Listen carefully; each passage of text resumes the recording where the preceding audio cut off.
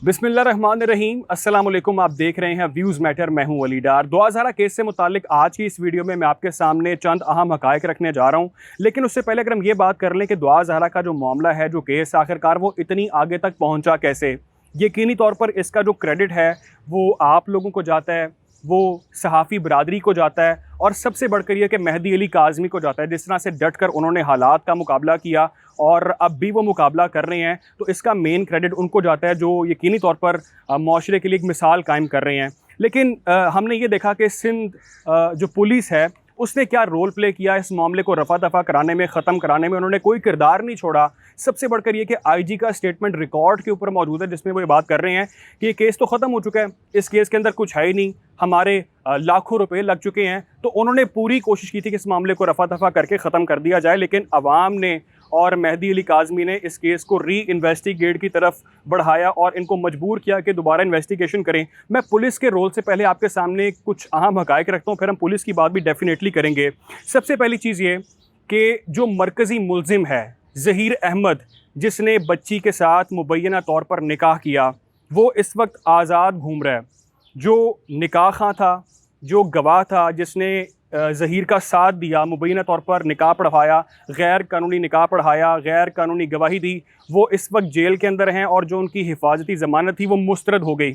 लेकिन मेरा सवाल यहाँ पर ये है कि जो फैसिलिटेटर थे, जिन्होंने सपोर्ट किया ज़हीर को, वो जेल के अंदर हैं, उनकी ज़मानत मुस्तरद हो रही है। लेकिन जो ख़ुद ज़हीर है, जो मेन जो बंदा है इसके अंदर, जो मरकज़ी मुलजिम है, वो इस वक्त आज़ाद घूम रहा है। उसने बेल ली लाहौर हाई कोर्ट से, 14 तारीख तक वो घूमता फिरता रहा बेफ़िक्र होकर। उसके बाद वो जो हमारी इतलात थी उसने रुख किया बहावलपुर का, 15 तारीख को वहाँ से बेल ली, कोशिश की बेल लेने की, लेकिन वहाँ से उसको बेल नहीं मिली। उसके बाद अब जो खबरें सामने आ रही हैं वो ये कि उसने मुल्तान से गालिबन बेल ले ली है, या कोई कह रहा है किसी और शहर से बेल ली है, ये एक अलग बहस है। लेकिन अभी तक वो मरकज़ी मुलजिम शिकंजे में नहीं आया। मेरा सवाल यहाँ पर यह है कि जिस तरह से हमने देखा कि सिंध पुलिस का किरदार और पंजाब पुलिस का भी किरदार की अगर हम बात करें तो गलत नहीं होगा, दोनों सूबों की पुलिस भरपूर कोशिश कर रही थी कि उन्होंने एक मुलजिम को पकड़ना है, 21 साल के बच्चे को पकड़ना है, लेकिन उन्होंने अपनी कारकर्दगी पर एक बहुत बड़ा सवालिया निशान लगा दिया है।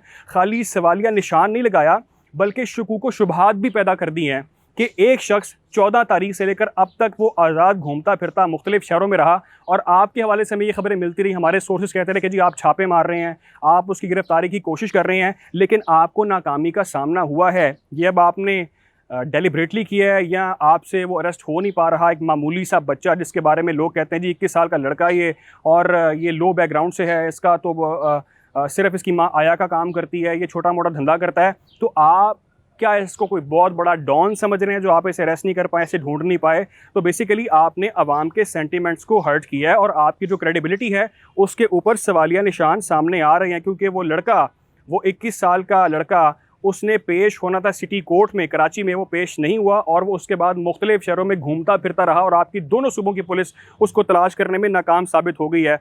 मैं ये बात नहीं जानता कि वो किसी गैंग से है या गैंग से नहीं है, मेरे पास इस हवाले से कोई मुस्तरद मालूमात नहीं है। लेकिन एक बात जो सब जानते हैं, जो आप लोग भी जानते हैं, वो ये है कि ज़हीर के पीछे यकीनी तौर पर कोई हाथ ज़रूर दिखाई देता है, क्योंकि इस दाल के अंदर कुछ काला नहीं है, पूरी दाल डेफिनेटली काली है।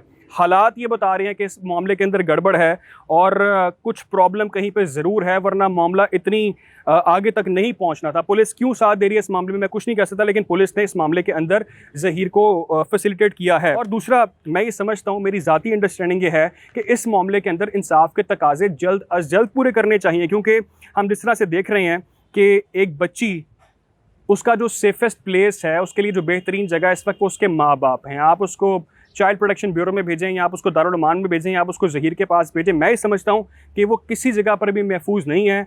अपने माँ बाप के पास पहले उसको भेजा जाए और उसके बाद इस पूरे केस का जो स्पीडी ट्रायल है वो किया जाना चाहिए। तारीख पे तारीख वाला मामला ख़त्म होना चाहिए। इस सीरियस मामले को एक मिसाल कायम करनी चाहिए ताकि जो बाकी लोगों की एफिलिएशन से जुड़ी है वो इसके अंदर इंसाफ होता देखें। और मैं एक और भी सवाल करता हूँ, जो दर्जनों मुल्ज़िमान इसके अंदर और भी नामज़द हैं, उनको भी मिसाल बनाएं ताकि जो लोग इसके अंदर इस वक्त मंजर यहाँ पर नहीं आ रहे, कौन कौन से लोग मुलव्विस हैं, उनको भी एक एग्जाम्पल के तौर पर सेट होना चाहिए। और एक और बहुत ही इंपॉर्टेंट चीज़ जो मैंने आपके साथ जिसका जिक्र करना था वो ये कि दुआ ज़हरा के इंटरव्यू से मुतालिक बहुत लोग इस वक्त कमेंट्स भी कर रहे हैं और एक नाम, कुछ यूट्यूबर्स के नाम वो बार बार ले रहे हैं, बार बार ले रहे हैं और हम कोशिश कर रहे हैं कि हम उस बहस में ना जाएं, उसको इग्नोर करें।